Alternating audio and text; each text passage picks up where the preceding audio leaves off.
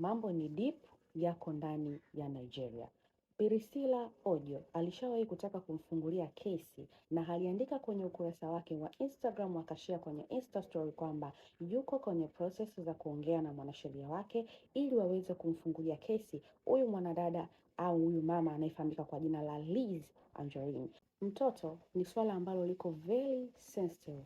Kwa sasa hali ilipofikia, Priscilla ana sababu zote za kwenda mahakamani na kumfungulia kesi Liz, kwa sababu hiki anachokifanya si sawa. Lakini pia anachokifanya Liz ni overconfidence, kwa sababu anakuja kwenye public na kusema kwamba yeye ana evidence zote, lakini pia hakuishia kuonyesha evidence, bado ametaka serikali iweze kuingilia kati swala hilo na kufanya uchunguzi ili ionekane kile ambacho anachokisema ni kweli. Lakini pia kuishia hapo, amemuomba mama yake Priscilla kwamba kama ana uwezo wa kufungua kesi mahakamani na wakafanya DNA test ya mtoto kuonesha kama huyu mtoto ni wa Jux ama si mtoto wa Jux. Sio, anaelewa vizuri, kwa sababu Liz yeye anachokisema kwamba huyu mtoto alikuwa ni fake, alikuwa ni baby doll, si mtoto halisi.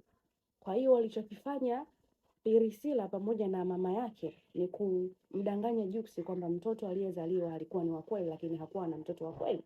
Sasa anaomba DNA test ifanyike ili majibu yaweze kujionesha hadharani kama huyo mtoto kweli ni wa Juma Jux. Kwa kuna uwezekano kwamba Priscilla, according to Liz, anachokimaanisha, kuna uwezekano kwamba Priscilla hakujifungua mtoto, akachukua mtoto mwingine na akasema kwamba mtoto ambaye si wa kwake, na akasema kwamba mtoto ni wa Juma Jux, na ndio maana Liz anaomba kwamba DNA test ifanyike. Amempa ruksa Iyabo Ojo aweze kwenda mahakamani na kufungua kesi na kisha afanye DNA test ili iweze kujulikana kwamba mtoto ni wa Jux ama si wa Jux.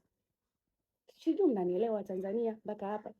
Hiki kitu it's very sensitive kwa sababu ni swala la mtoto, lakini pia ni swala la ndoa ya baina ya watu wawili. Is a heart man. Sijui Priscilla mpaka sasa hivi unasubiria nini kumfungulia kesi huyo mama, kwa sababu anachokifanya ni kuvuka mipaka. Yani mimi nilikuwa najaribu kumsikiliza mpaka nahisi kusisimka, kwa sababu kitu anachokizungumza na anakuwa na overconfidence like kama yeye ndo alikuwa yuko humo ndani leba amejifungua mtoto. Sitakuwa kwenye upande wowote, kwa sababu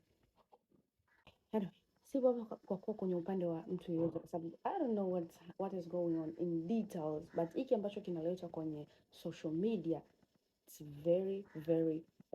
So kama kuna uwezo wa sheria zikafuata mkondo wake, please just do it, kwa sababu it's very very nonsense. Alafu